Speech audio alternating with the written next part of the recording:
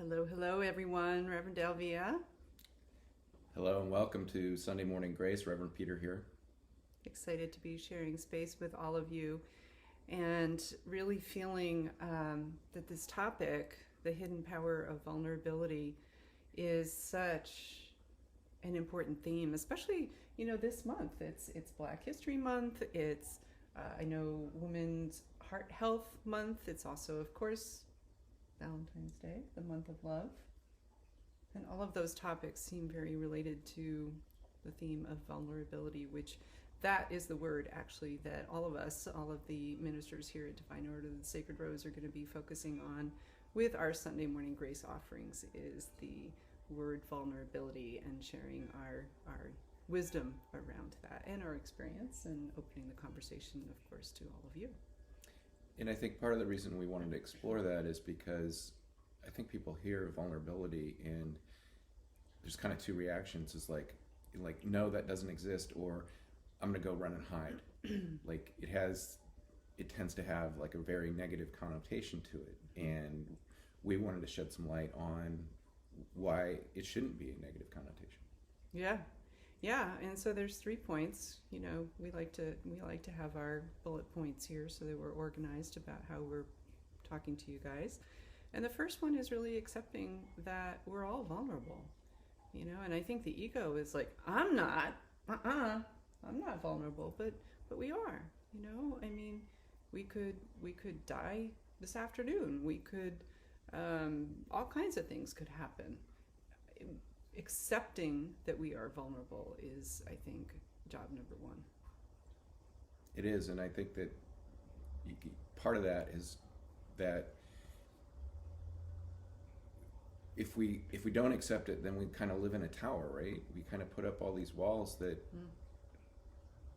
don't let other people in. And that's certainly one way you could choose to live, but I think both Reverend Elvia and I believe that's not why we're here on earth. Right.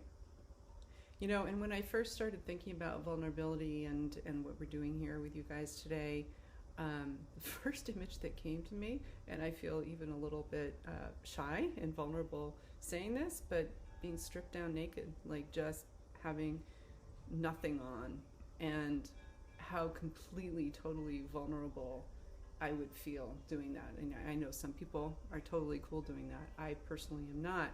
And I think really what it was a metaphor for is just stripping down all those filters, all those belief systems, all those things that we do to protect ourselves, to pretend that we're not vulnerable, to hide from that truth that our truest selves is wearing our heart on our sleeves and just, showing up exactly as we are, who we are. And it's that stripping down that I think is going to get us to the next level 2 that we're going to talk about. But I'm not there yet because I want to share a story. Okay. That back to one. Our garage, which houses our tools, our lawnmower. When I'm doing yard work, I need to have the big door open. I can't believe you're going here. And the door faces the street, and it's only been in the garage is a mess, and I own all that, or 90% of that. Mm-hmm. But it's only in the last probably 6 months that I learned that, well, Reverend Elvia would ask me, like, can you please shut the garage door? Like, if I'm working in the yard, I come in for lunch, I'm going back out, it's a heavy door. I don't want to be lifting it and shutting it and lifting it and shutting it. But Reverend Elvia feels vulnerable by it because it faces the street and it's a mess, and anybody driving by can see, like, God, these people aren't organized. They've just got all kinds of tools and junk. He saves everything. Open spleen here. He likes to save everything. But anyway, so part of the reason I share this story is that there's vulnerabilities in every part of your life, and part of what Reverend Elvia shared is that she felt naked about that with the door open, we're sharing something that she would prefer we didn't. Yes, this is true. And now we've shared it with everybody. Thank you for that. It's a healing moment. Yes. Well, I think actually what you bring up, and without probably realizing it, is that I think, we have a responsibility to understand other people's and appreciate and honor other people's feelings around vulnerability. And, especially when you're in partnership and you're living with other people, is that things that, bother one person may not bother another. And it may be something that, that person, like me, maybe I just need to get over it. But, I honestly don't think so. No, but seriously, I think there's times where the person just needs to heal through it and move on, and there's times where, you need to just honor that that's where somebody's at and be okay with it. Absolutely. Yes.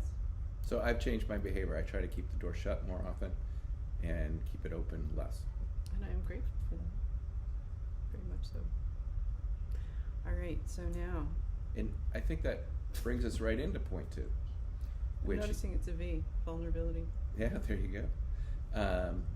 Which point 2 is that if we're able to share our vulnerabilities, if we're able to look at them, address them, then we connect on a deeper level. So I think that was a perfect example that we weren't really fully connecting.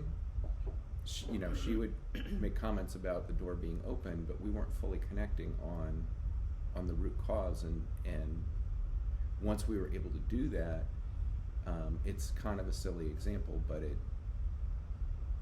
did form a deeper connection around that particular subject. Just laughing because I told him I felt like I was just naked and exposed to the entire neighborhood when he did that, so that's why I'm laughing.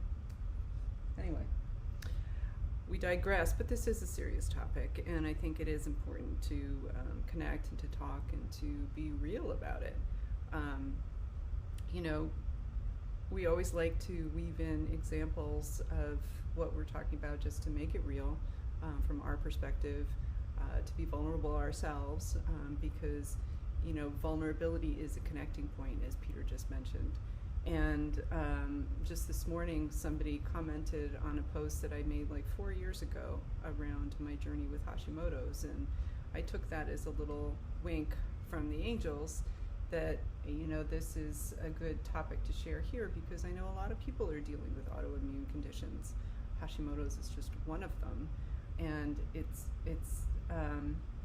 these are chronic conditions that really necessitate lifestyle changes and mindset changes, and being totally vulnerable, and by putting the stories out there and our experiences out there and sharing in that very vulnerable kind of way, we create the opportunity for connection with other people, and in so many cases able to help and support one another and learn from one another, because it is a journey.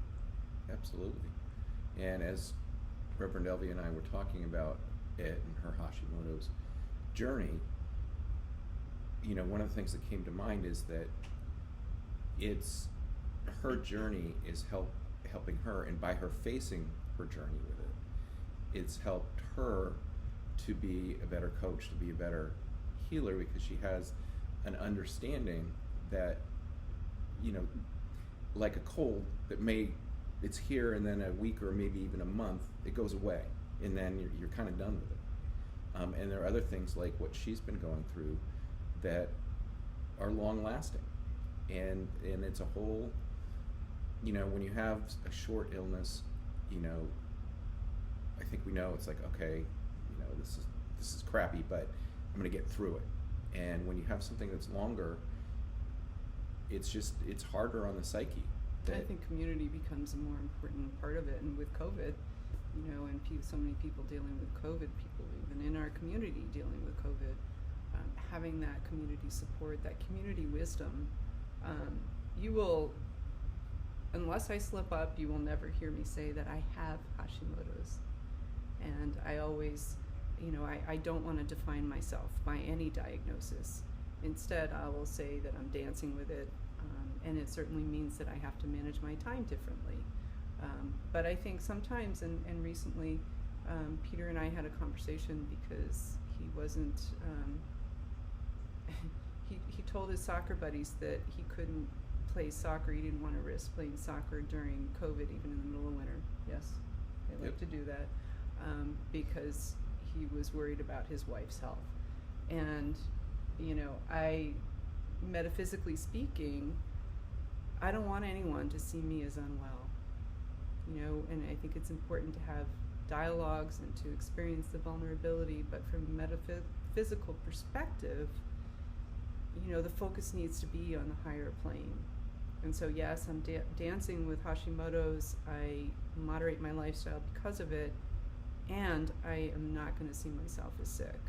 And if anybody were to do that, then it's an opportunity to talk about it. Absolutely. There's kind of what's coming to mind is there's kind of the victim mentality that creeps in. Yes. And I think that when you're avoiding vulnerability, hiding from it, that is more likely to creep in than the attitude that you have, that if this is a dance, this is a journey. I'm not going to label myself as the victim of Hashimoto's or whatever it is that that you might be facing. I think that's very important because there's a whole power of belief.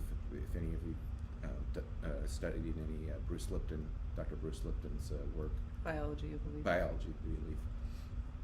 That we have this powerful energy, we have this powerful creative force within us that can create health, and it can also create sickness. Yeah. Or amplify the vulnerability, whatever that is. Right.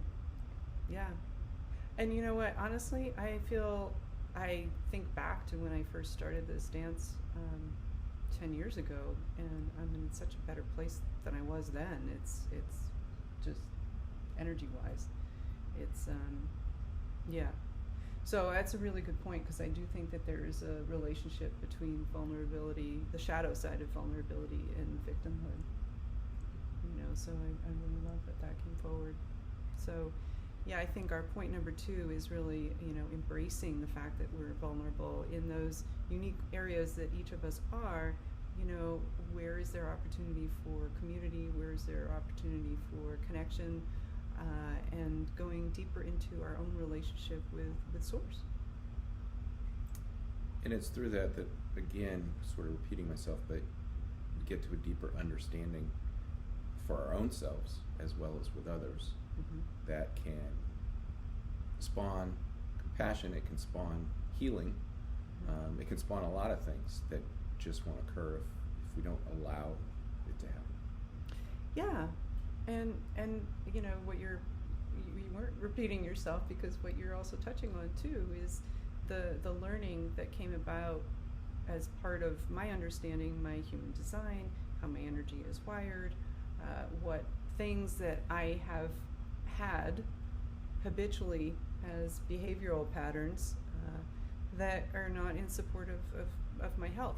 Pushing too hard, speaking too much, all kinds of things. I mean, we lived hard back when we had little kids, and we were both working and doing that whole dance and that juggle. And I think certain lifestyle changes could have prevented this from happening. Not that I regret it, because it's certainly been a beautiful journey. But just saying that, I think we can learn from our dances, from our journeys, more about ourselves, and come into that deeper alignment with Source and our own souls. That makes sense? Absolutely. And that touches on a point that whether we or Elvia are sharing directly with younger generation, you see this happening in the world, that people are making lifestyle changes to potentially avoid that situation. Right. So, all of us are contributing to the collective, and whether there's a very specific person that Elvia translates that to, or it just happens because more and more people are recognizing that, two couples working, trying to raise a family, it has costs that are sort of hidden until they surface. Delayed. They're delayed. Yeah. So our third point is really seeing and experiencing the gift, and I think we've actually touched on that a bit in seeing the gift of vulnerability. And I do know, I mentioned this to Peter, is that when I write, because I love to write and I love to send my weekly emails and twice weekly emails, and just write in general, whenever I share from that deep, very, very vulnerable, and by vulnerable I mean stripped down to the core of my naked heart, when I write from that place, which is my intention, but sometimes we can be deceived, I think, by filters and that kind of thing. When I write from there, I connect with people in a way that is profound and really reaches other people.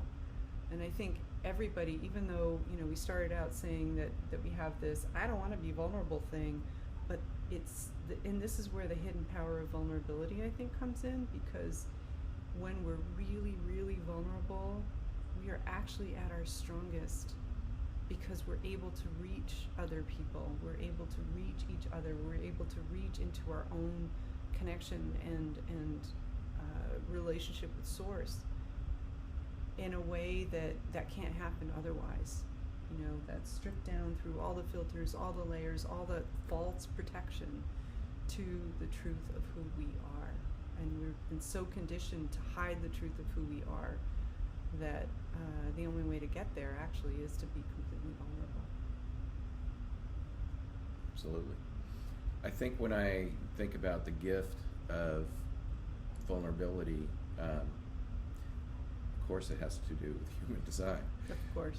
And what comes to mind is the defined centers or the undefined centers, open centers, and in particular the solar plexus. Solar plexus is all about emotion. And the reason it comes to mind is because it's when you look at a chart, it's very clear. If somebody has the center that's white, it's vulnerable. If you have it colored in, it's sort of got a protective shield. It's got consistent energy. And so when I look at people, and I do readings for people that have the open solar plexus or the undefined solar plexus, I see both the shadow and the gift. And the shadow is that they can be overwhelmed by drama and emotions from the people around them.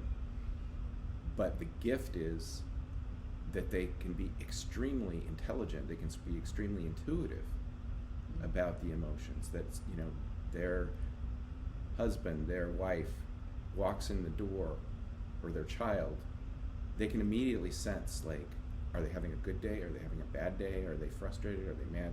They just have this, they feel it. They feel it intuitively so there's this real gift there, but there is this vulnerability, so I see that trade-off. Yeah, I love that. And human design is such a beautiful lens into where we may be vulnerable, not just in the solar plexus with the emotions, but it could be with the thoughts and the mindset. It could be with speaking. It could be in the heart or your identity. It's just a very powerful tool, and I think really relates very well to this topic of vulnerability. It's a very rich topic. The more we talk about it, the more I want to talk about it. True. But we are trying to keep this a little bit limited, so anyway. So, a gift. When I was in my teenage years, I had bad acne, and I felt very vulnerable. I was very shy. There were times I felt like if I saw a girl and wanted to ask her out, that I just wouldn't do it because I felt very vulnerable by my appearance. And there was this other friend of mine, and he was handsome, and he had the purest skin. Is just, he had no signs of acne. Pretty much, everybody during that period has an occasional pimple or something. I mean, I had an excessive case. But I saw him a few years later in college, or shortly at the end of college, he had horrible acne, way worse than mine. And that, I feel like having been through that experience, that that I could feel for him, because I, to be honest, I was a bit jealous when I was in high school. It's like, here's this guy, he's got snow white skin, beautiful, handsome face, and why am I going through this? And to see that sort of turnabout was a rather surprise, because at least to me, it was unusual for people to get acne that late, especially to that degree. So I felt there was this real gift to me in understanding that things operate on different speeds in the world, and that I think it helped me for any future things that happen to me in comparison with other people, that I could realize, hey, I'm going through this now and they're not, but they may be going through it later, whether that's whatever that is, whether that's struggling with a job or struggling with loss of somebody in their life, or whatever topic that you could do. There was sort of this global gift from that lesson, and I felt like it was like a lifelong gift of understanding that had I not gone through that, I wouldn't necessarily have. Greater compassion, it sounds like, in humility. Mm-hmm. Yeah, and I think as you're saying that, I'm thinking it's also, isn't it a reminder that everybody's, maybe he had beautiful skin, but maybe his parents had a terrible relationship at home, and he was, so everybody has their story, everybody has their things, and I think vulnerability just is another road to compassion. Definitely. Is that fit? Yeah, absolutely. And what comes to mind is saying from her mama, comparisons are odious. Right. Sounds like wise thoughts you got there then. So time to pick a card? I think it is. Time to pick a card. And guided to use the Mystical Shaman Oracle. Put that while you're shuffling. And there it is. We've been using these cards quite a bit in the last couple weeks, and beautiful illustrations on them. Very powerful, quite spot on. And I tell you, if that jaguar comes up again, she's feeling vulnerable. No, I'm just curious if it does. No. Pachamama. Interesting, because you know what? This card actually was upside down in the deck as I was looking through it before, and I had a bit of a moment with it. I was remembering that this was the name of a woman who did Reiki. Her business name was Pachamama. And I don't know a whole lot about this particular energy. And I was actually guided to bring the book. Those of you who have done angel reading with me before know the book is an add-on. If you feel guided to use it, it's not a crutch. It's really an add-on. And so what I like to do when I do pull out the book, just going to share that, and I think Peter's picking up on a couple of insights there. But as I like to just, without looking at the words, just go to the place where my angels say, okay, stop. And so this is what they are asking me to stop on. You are a child of the earth. Now is the time to eat right, love right, and be joyous, regardless of the circumstances you may find yourself in. Be grateful for your life, your body, and all that nourishes you. Pachamama invites you to relish each breath, embrace your joy and your pain equally, and discover love through both. Wow. How appropriate is that? Definitely. And I was just picking up on the nature in there. You've got the trees, you've got the moon, the sun, clouds, lightning. I see the little patterns there, almost like lightning or electricity. Just there's all nature. And the other thing I picked up is it's card number 40 in human design. That's aloneness, and so it's the gate 40. The gate 40, yeah. And so, to me, what the message here also is that we're alone, but to share together. You know, you go through, we've talked about different things. We start to go through those alone, but it's through the sharing that it brings us together. Right. And there is a bit of a loneliness to her face. Yeah. You know, which I think actually came alive for me as you were saying that. Also, there's an angel wing here. Yeah. Which I think is kind of cool. And I think everything you said in the last little bit that I'm picking up for this too is it feels very connected to astrology with all those spheres and those planets and that sort of celestial energy. And just a reminder, you know, we are in the thick of a pretty intense Mercury retrograde. The planets are shifting and continuing to shift in pretty dramatic ways, and I think it's just an invitation to be gentle with yourself and to realize that we are always vulnerable and we always have access to flowing with the energy that supports us. Absolutely. All right. All Feeling right. complete? I'm feeling complete. Are you ready for The stone? Sacred Rose Tenet Stone? I don't know what it is. Surprise me. I serve with a loving heart. Perfect. Perfect, perfect. So, ready for the tenets? I am ready. All right, so please, as you feel inspired, you can certainly recite these along with us, or just close your eyes and allow these words to go wherever within you they are needed most at this time. I open my heart with deep gratitude and intend today to master my spiritual, mental, emotional, and physical energies. I am dedicated to my spiritual practice. I surrender to my soul's purpose through sacred prayer. I own my guidance. I live in partnership with my angels. I serve with a loving heart. I am compassionate in every moment. I trust it's all good. I allow immediate forgiveness. I honor my truth. I listen to the spiritual messages within my physical body. I express myself creatively. I am one with Mother Earth, and so it is.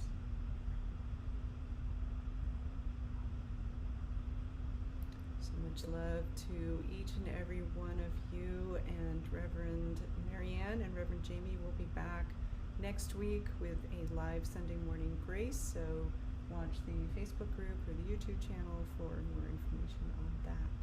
In the meantime, And I just wanted to add, if you, through this show, you are contemplating exploring some vulnerabilities of your own, we give you a big, big hug as you navigate those emotions, those feelings. yes, and feel free to, of course, reach out for support as you need. Love you. Blessings and love. Be well.